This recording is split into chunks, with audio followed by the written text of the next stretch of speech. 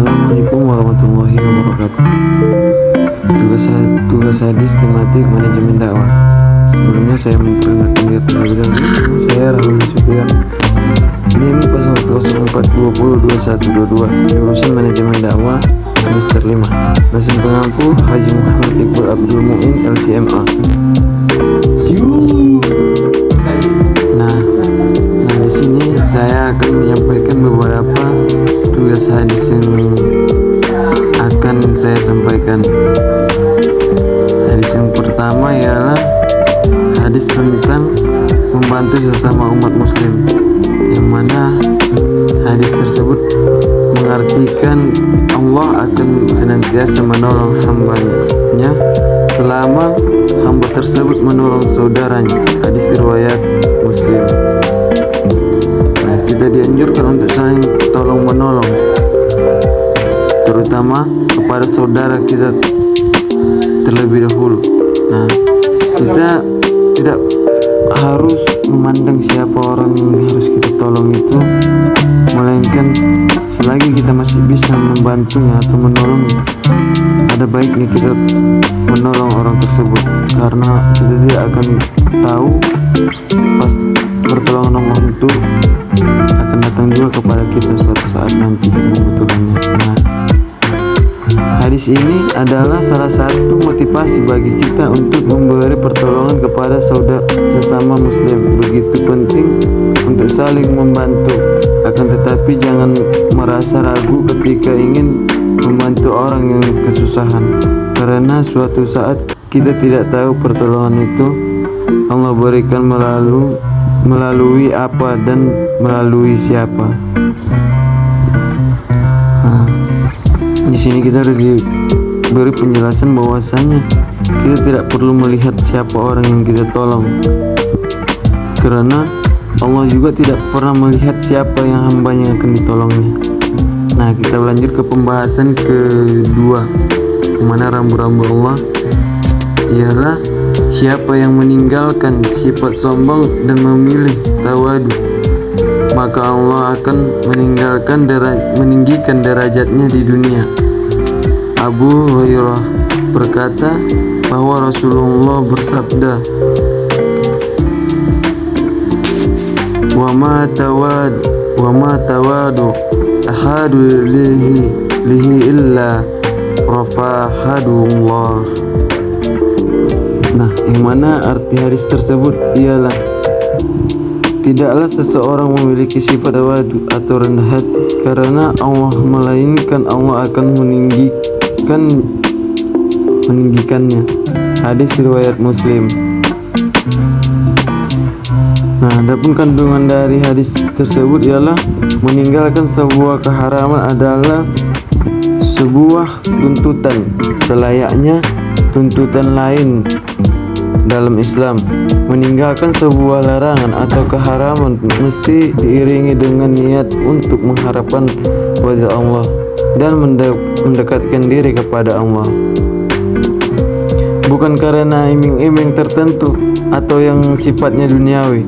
Orang yang meninggalkan keharaman dengan niat taqarruf atau mendekatkan diri kepada Allah akan mendapatkan ganjaran kebaikan yang tidak bisa kita duga. Nah, selanjutnya kita masuk pembahasan ketiga, yaitu POAC, yang mana hadis tentang POAC di atas mengartikan sesungguhnya Allah sangat mencintai orang yang jika melakukan suatu pekerjaan dilakukan dengan dekat atau tepat, terarah, jelas dan tuntas. Hadis riwayat Tabarani.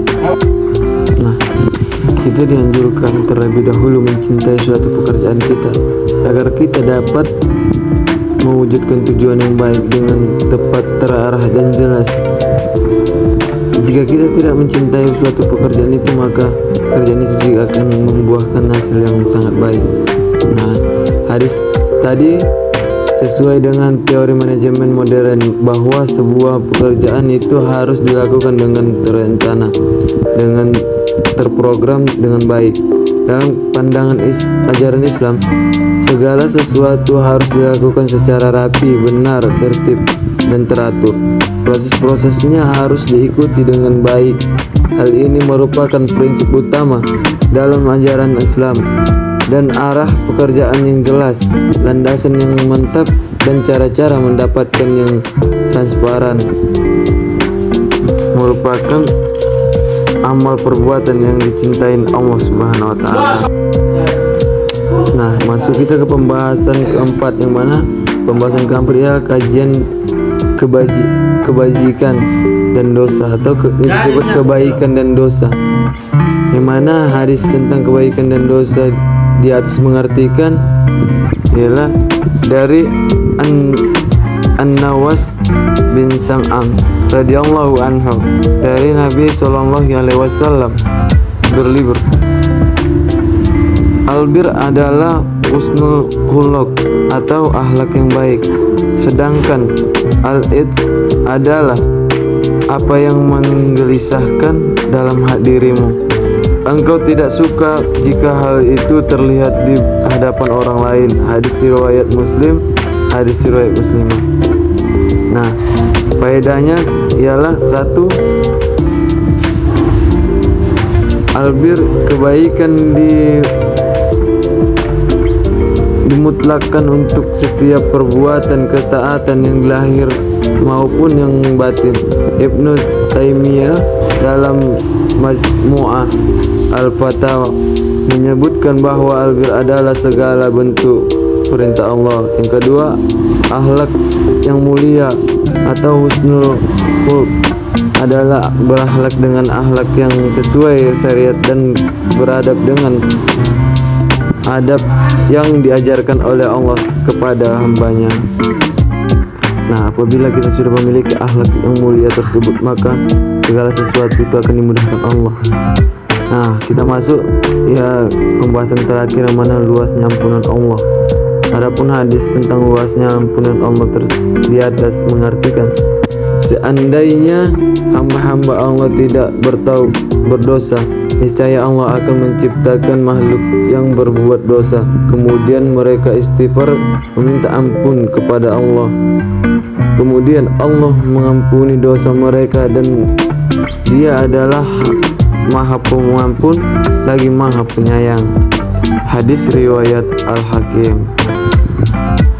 Nah, begitulah cara Allah untuk mengetahui sebagaimana besarnya ampunan Allah kepada hambanya. Nah, istighfar ialah meminta maghfirah atau ampunan, sementara maghfirah adalah perlindungan dari pengaruh buruk dosa-dosa. Faedah atau tanbih dan hikmah hadis, beberapa poin penting harus dari hadis ini, diantaranya tidak berputus asa terhadap rahmat dan ampunan Allah, karena besarnya ampunan Allah ini tak ada batasnya, dan rahmat Allah ini sangatlah mulia bagi umat muslim. Nah, untuk kita semua agar senantiasa selalu mengingat Allah dan memohon ampunan kepada Allah. Nah, adapun dosa kita, apapun dosa kita, sekalipun jika seluruh orang mengecap kita sebagai pendosa, selama kita hanya berharap dan memohon ampun kepada Allah, maka pasti Allah akan mengampuni kita. Namun jangan menjadikan hal ini dalih untuk bermaksiat saat ini dan berharap husnul khotimah di akhir hayat. Jangan menyepelekan rahmat Allah. Siapa yang tahu bagaimana akhir hidup kita? Maka latihlah dari sekarang. Nah, jadi kita jangan sampai menyepelekan orang atau mengecap orang itu sebagai pendosa, karena kita tidak bisa menilai dosa setiap umat manusia. Yang bisa menilainya hanyalah Allah Subhanahu wa taala. Dan apabila kita sudah bertobat, maka Allah akan mengampuni segala dosa-dosa kita. Baik, sekian dan terima kasih saya ucapkan. Wassalamualaikum warahmatullahi wabarakatuh. Semoga apa yang saya sampaikan dapat bermanfaat bagi saya dan bagi kawan-kawan sekalian pendengar. Saya pamit undur diri. Kalau ada jarum yang patah, jangan simpan di dalam peti. Kalau ada kata-kata yang salah, jangan simpan di dalam hati.